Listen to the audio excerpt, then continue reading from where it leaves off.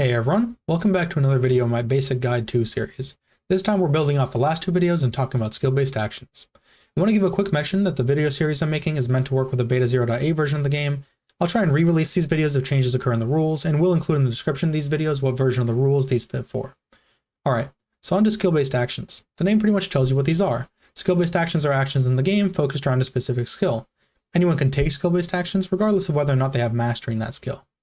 Now, there are some things in the game similar to skill-based actions that aren't technically counted as skill-based actions, like grappling, for example. And the video on that is coming soon, maybe even the next video. So actually, let me know in the comments below if you really want to see grappling as a video soon. It will probably be my first video in the Advanced Guide 2 series. Alright, so let's get to it and cover skill-based actions in alphabetical order. First up, analyze creatures. You spend 1 AP to make a DC10 knowledge check. If you get a success, then you get lore information about the creature. Really though, the big benefits kick in at higher degrees of success.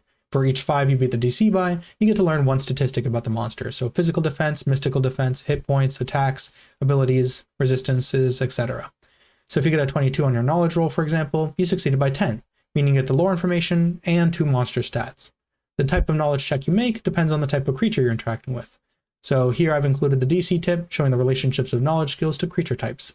Arcana is for dragons, constructs, elementals, fae, giants, monstrosities, and oozes. History is for humanoids. Nature is for beasts and plants. Occultism is for aberrations, fiends, and undead. And religion is for celestials. Now, the rules don't specify if the player or GM chooses what stats you learn, but I believe in this case the safest assumption is that it's up to the GM. But I also think that as a GM, if a player is explicit about what stats specifically they want to know about the monster, then that should be considered. This ability can be really useful for high intelligence characters with knowledge skill masteries to find effective strategies against monsters, and even useful tidbits that wouldn't come up otherwise, like this creature is afraid of fire, helping you plan a much more intelligent and specialized plan of attack. Next up is Calm Animal. This skill-based action probably requires the best understanding of conditions, so you spend 1 AP to make an animal check against a beast, contested by its charisma save. On a regular success, the target is taunted by you, so has disadvantage on attacks against everyone else. If you succeed by 5, the target is also impaired, so now it's disadvantage on all physical checks. And if you succeeded by 10, it's also charmed, so it can't attack you or target you with harmful abilities. Whatever effect you applied or effects apply will last for 1 minute, but the beast can make a charisma save against your save DC against the end of each of its turns to see if it can end it early. It also ends early if you try and target the animal with some kind of harmful effect. So if you succeed normally, you have the creature focus on you, giving it disadvantage against everyone else. If you succeeded by 5, it now has disadvantage on attacks against you and double disadvantage on attacks against everyone else. And if you succeeded by 10, it just can't target you while still having double disadvantage against everyone else. The interesting thing is that if you succeed by 5 or more, where the impaired kicks in, you're also giving it disadvantage on might and agility checks, so it's going to have a hard time grappling or sneaking, or any other things that require those 2 attributes. So obviously a situational ability, but it works great against beasts and is a very good shutdown tool in those situations, especially if you roll high. Alright, so moving on to combat insight. For this, you spend 1 AP to make an insight check against a creature contested by their choice of trickery or influence.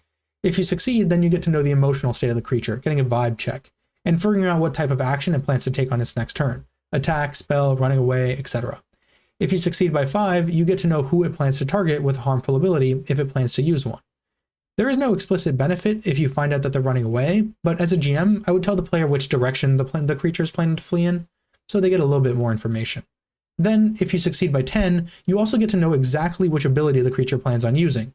And again, nothing explicitly stated if they plan on running away, but I would include, what exit they plan to go to or what path they plan to take, just to kind of give them deeper information. Anything like that. Now, this ability is an interesting one, but the mileage can vary by table. At some tables, the GM might already give this kind of information not willingly, which decreases the value of this ability. Additionally, some players might worry about what happens if the plan of the enemy is forced to change, like if they plan to heal another enemy who's now dead. This ability is just meant to scope out the plans of a creature though, and it's not a way of looking into the future. You're not locking in the destiny of that creature. If you do something that would cause it to change its plans, your original insight might not be relevant anymore. If you'd like to be a nice GM, you can refund the player some of the information in that case, so building off the previous scenario, seeing that his ally is dead, the enemy wizard looks at you and seems to prepare to cast Burning Flames. Now, you get a little bit of a refund of information since the person they were planning to heal died, and you know what kind of action they're planning to take, and in this case, who they're planning to target as well. Next, we get Conceal. You spend 1 AP to try and hide an object, either on your person or in some part of the surroundings. You make a trickery check against the passive awareness of the creatures that can see you do so. As a reminder, passive awareness is 8 plus the bonuses to awareness. If you succeed, then the item is successfully hidden from those creatures whose passive awareness you beat. Alone, this skill-based action is pretty situational, but it does set up a good method to benefit from concealable weapons, which get advantage to attacks made while concealed. Now for one of my favorite skill-based actions, Feint. You can spend 1 AP to make a trickery check contested by an enemy's insight check. If you succeed, then the next attack against that target has advantage and deals +1 damage. Now there's a few reasons I really like Feint. First off, it really rewards high trickery by being a combination of spending AP for advantage and the power attack maneuver, but for the cost of only 1 AP. But it gets even better. See, the attack that gets advantage doesn't have to be yours, but it does have to happen before the start of your next turn. So if you work with an ally, set them up by feinting the enemy and having them use a supercharged attack on the enemy. It's also important to note that this uses the general term attack, so you can feint a spell check too. While I love Feint, let's talk about what's probably the strongest skill-based action in the game, Intimidate. You spend 1 AP to make an intimidation check contested by the target's charisma save. If you succeed, then they're intimidated by you until the end of your next turn. Okay, so why is this so strong? Well, there's two big reasons. The first is that Intimidate is a really powerful condition, inflicting disadvantage on all checks while you're within line of sight. That's basically any roll a creature attempts to make to do something besides saves. The second reason it's so strong is because the effect lasts until the end of your next turn, so you have more time to take advantage of the fact that your enemy is worse at basically everything.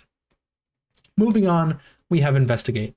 In general, you spend 1 AP to make an investigation check, but the mechanics change a bit depending on what you're investigating. There are 3 options to investigate: concealed objects, secret compartments, and discerning a mechanism. For concealed objects, you make the investigation check contested by the trickery check of a target within 1 space of you. If you succeed, you get to know the location of any concealed objects on that creature, removing the benefit of concealed objects or weapons. For secret compartments, you make an investigation check against the discovery DC of the secret compartments within 1 space of you. You then discover the location of any secret compartments whose DC you meet or beat. Finally, for discern mechanism, you make an investigation check against a DC set by the GM for an object. If you succeed, then you learn how the mechanism works and how to disable it, if there is a way to do so. The rules don't say that there's a DC you have to beat to get this information, but since it mentions a check and needing a success without mentioning some explicit check or save to beat, the assumption is that there's a DC you have to beat. Let's get to a skill-based action I think really confuses people: Jump. Now, before I talk about the skill-based action, let me explain really quickly how jumping works normally in DC20. You have a jump distance, usually just a number equal to your agility. When you try to jump, you can either make a running jump if you move 2 spaces before jumping, or a standing jump if you didn't move those spaces. A running jump lets you use your full jump distance, but a standing jump effectively halves your jump distance. Then, as part of your movement, you jump, either making a long jump or a high jump. If it's a long jump, you jump horizontally, moving an amount of spaces equal to your jump distance, and a high jump moves you vertically an amount of feet equal to your jump distance. This is one of the few rules that in the game that actually uses feet instead of spaces. An important limit to both of these jumps is that you can't travel an amount of spaces greater than the amount of movement you have left. So let's say you have 5 spaces of movement, then you move 2 spaces to get a running jump.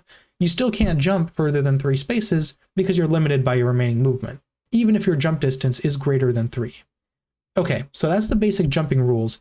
How does the jump skill-based action factor into this? You spend 1 AP to make a DC10 martial check. If you succeed, your jump distance increases by 1, and an additional 1 for each additional level of success as well. So the best way to think about the jump action is it allows you to try and jump even further than your character normally could, but takes an AP and a successful roll.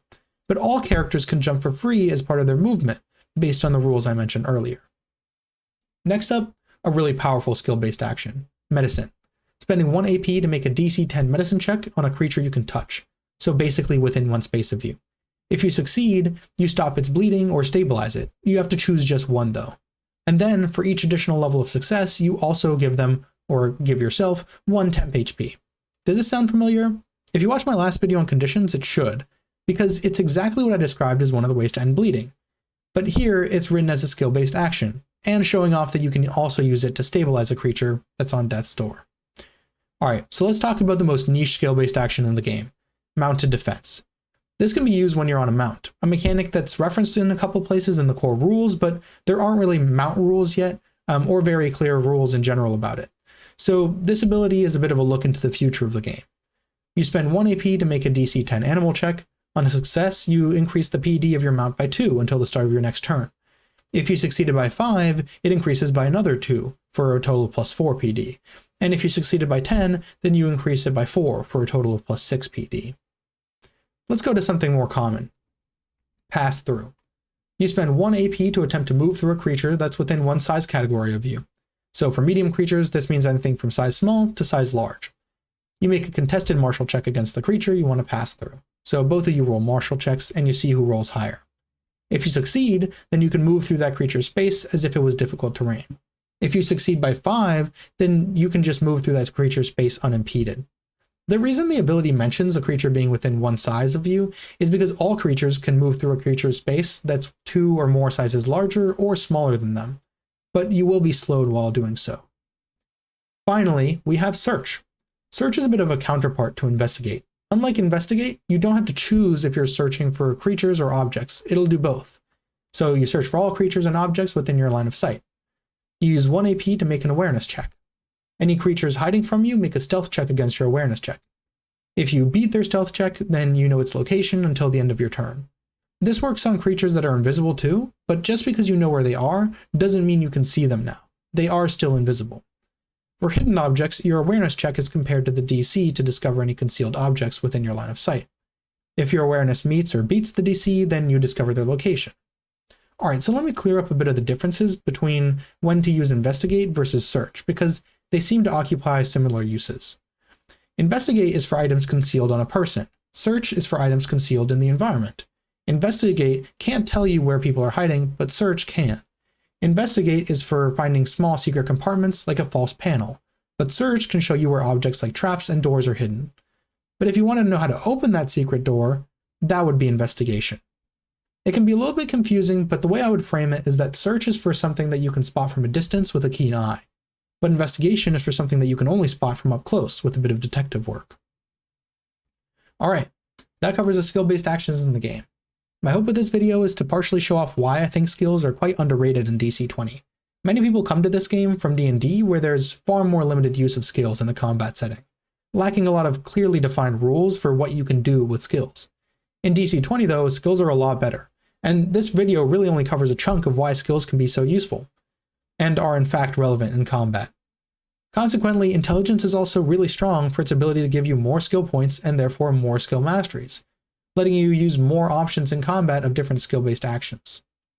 And you can also think about things like expertise, for example, that you can get from rogue or some ancestries, that also build into this, helping you beat those contested roles more often. Thank you to everyone who watched this video, I hope it helped, and until next time, have the best time.